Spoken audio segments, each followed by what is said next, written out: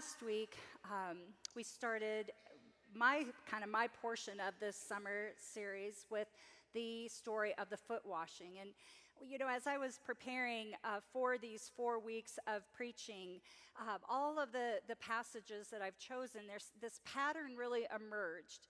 Again, this pattern where the disciples went from a place of unknowing to a revelation that led to action.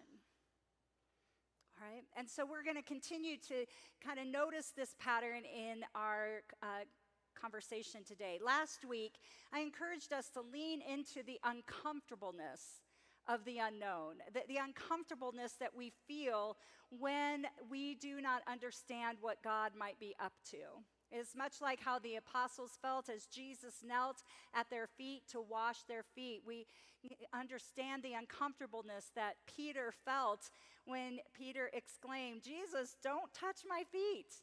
You're not going to wash my feet."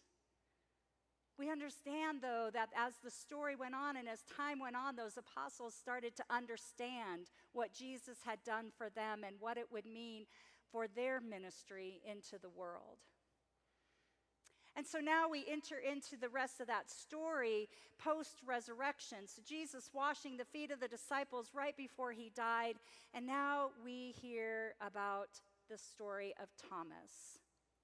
Now, as a reminder to us, what we didn't read in the text is that Jesus did appear to the disciples the week before. Jesus first appeared, though, to the women at the tomb. Remember, Mary goes to the tomb, the stone is rolled away. She sees the risen Christ. She knows that it's him. She runs to the disciples who are in the upper room and says to them, "The Lord is risen. He is risen." And what did they do? They didn't believe her. Some of them ran to the tomb to check it out for themselves. And we are told in the text that it was later that evening when Jesus appeared in the room and told them, "Look at my hands, look at my side." And then they believed. So you see, the church has been doing Thomas dirty all these years. We've slapped this derogatory name, Doubting Thomas, on him as some cautionary tale, some warning label of what we aren't supposed to be, but really it's how all the disciples had experienced the risen Christ. But when we look at Thomas, let's think about what he was going through. Like, what was he struggling with before we get all judgy about his doubts? It seems that Thomas was really confronting this overwhelming, disruptive mystery. And it wasn't just the mystery of a dead man walking. It's a mystery of this love that was willing to go to the cross, to be tortured, to be killed. It was this mystery that grace could forgive people who would rather abandon Jesus on the cross than stick by him. This is a kind of love that just doesn't make sense in a world that is driven by power, revenge, and transactions. But it is Thomas's doubt that is really grounded in this mystery. You know, when tragedy strikes us or life seems unfair, really the math of our faith doesn't add up. We doubt because this sheer scale of God's love and grace is too big to fit into our small and logical boxes. We want proof because mystery feels unsafe. And if you think about it, those of us living today, we're pretty conditioned, and I think rightly so, to be asking for some receipts.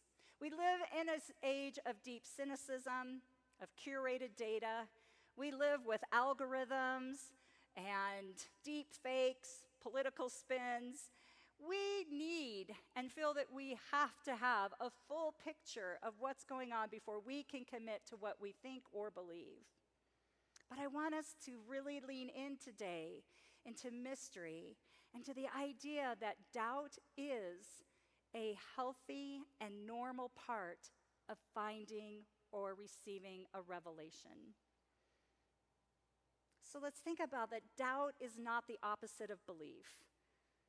The opposite of belief isn't doubt, it's actually indifference. Indifference says, I don't really care enough to question. I don't really care if I have the whole truth. I don't really care if this person is being real. But doubt means that we are willing to be actively wrestling with mystery. It means that we care enough about finding the whole truth, that we care about struggling to find that bridge and the gap between what we see and what we hope for. So Thomas's doubt really is just this invitation for us to lean in. Now, when Jesus appears to the disciples on that first day of the resurrection, Thomas isn't in the room. We don't really know where Thomas was. Maybe he was out running some errands, picking up some food for everyone. Maybe he is just the type of person that wants to grieve on his own. Maybe finding a place in the wilderness to fill all the feels of Jesus' death. Maybe he was actually headed out of town, ready to be done with this whole Jesus business. But he comes back, the disciples tell him what happens, and for 7 days, he sits in a room with people who have had this amazing experience of Jesus, and they're praising, and they are so happy, and then Thomas is the odd man out. He didn't have the experience with them. He might have felt a little slighted. Maybe that's why he said, well, until I touch his wounds and see his side, I'm not going to believe you. And then Jesus comes in. And notice what Jesus doesn't do. Jesus doesn't walk into the room, take one look at Thomas, roll his eyes, and flip his hair at him. Instead, Jesus comes directly to Thomas, meets him eye to eye, addresses him directly. And in that moment, Jesus gives Thomas exactly what he asked for. Jesus repeats Thomas's words back to him. Put your fingers in my hand. Touch the wound on my side.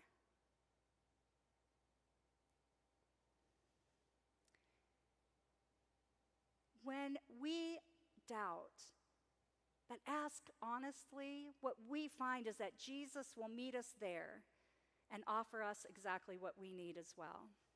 Jesus doesn't mock our modern and messy questions. If you are sitting here today wondering if God is real, if you wonder if the prayers that you lift up to God just bounce off the ceiling and back down, if you are wondering ever why God lets so much suffering happen in our world, just know this: Jesus is not insecure with your questions. Jesus can handle the questions that we have. It's kind of like GPS, right? If you're driving down the highway and you miss your turn, maybe you get distracted, maybe you're like me, you've got the music turned up real loud, you imagine yourself on stage as a rock star because you sing really good in the car, right? And so you miss your turn.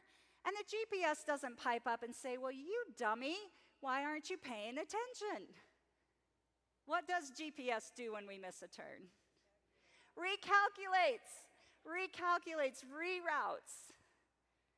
It meets us where we are and gets us to where we need to go. In the same way, when we have doubts, when we allow our questions to be real, Jesus will meet us in that place and help us get back on track. Jesus meets us inside of the mystery. And in that moment that Jesus met with Thomas, Thomas was able to go from unbelieving, from unknowing, and into a state of understanding and knowing. And so Thomas falls on his knees and he exclaims, "My Lord and my God." But the story doesn't end there. There's this beautiful promise that comes right after when Jesus says to him, "Have you believed because you have seen me? Blessed are those who have not seen and yet will come to believe." That's Jesus talking about us. He is talking about the reality that for most of our lives, we will live in a state of mystery. Now, we want a revelation. We want to have a knowledge that comes like a lightning bolt that lights up the sky. We want to know for certain that things are real. We think that true faith needs to be something that we can almost physically hold. But true faith is about learning to lean into mystery, the mystery of love and grace, mystery that pushes us to keep believing without seeing the whole picture. So think about, like, if you were in front of this masterpiece painting and you wanted to get real close up, and when you're real close up, you're only going to see a portion of that painting. And so it may not make sense. It may just look like a bunch of colors that are all mushed together. It may not make any sense. But when you step back and you start to look at the whole painting, while there may still be some confusion depending on the artist, start to see and trust that something else is going on. When we see the bigger picture, we can trust that there is something more than we can see. Now, doubt, as I think you understand from me now, is kind of a normal thing in our faith journey. It is a pit stop, but we don't want to get stuck there either. Getting stuck in cynicism is what is a danger to our belief. If we demand to have the fullness of mystery resolved before we can love someone, before we can forgive, before we serve, then we become paralyzed. If we don't open our eyes and pay attention to the revelation of God around us, our belief will erode. God is constantly revealing God's self through the mystery of grace if we pay attention. Sometimes it comes to us in this unexplainable peace that washes over us in the hospital waiting room.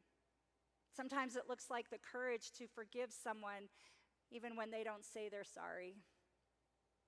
It often looks like a community showing up with meals and an open wallet to help a neighbor who has experienced a tragedy. But if we get stuck in skepticism, if we get stuck in our doubts, we will miss the fingerprints of the resurrection.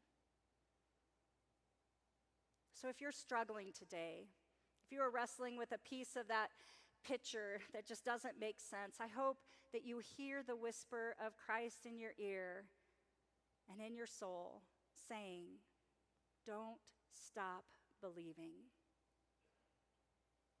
Now, when Jesus met Thomas in his unknowing and brought him to a place of revelation, the ultimate goal was so Thomas would get to work, move into action.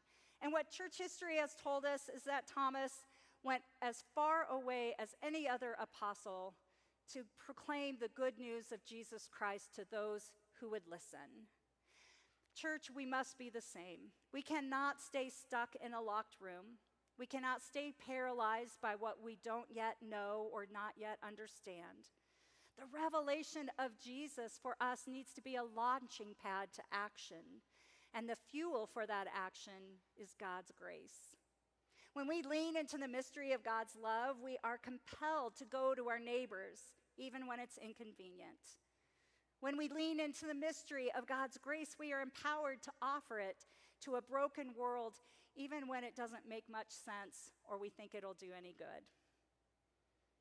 The road is long, the world is heavy, and there will be weeks that we feel like Peter, confused at what Jesus is actually doing in the world.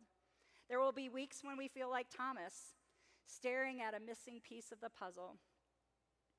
But here is the promise of the resurrected Christ.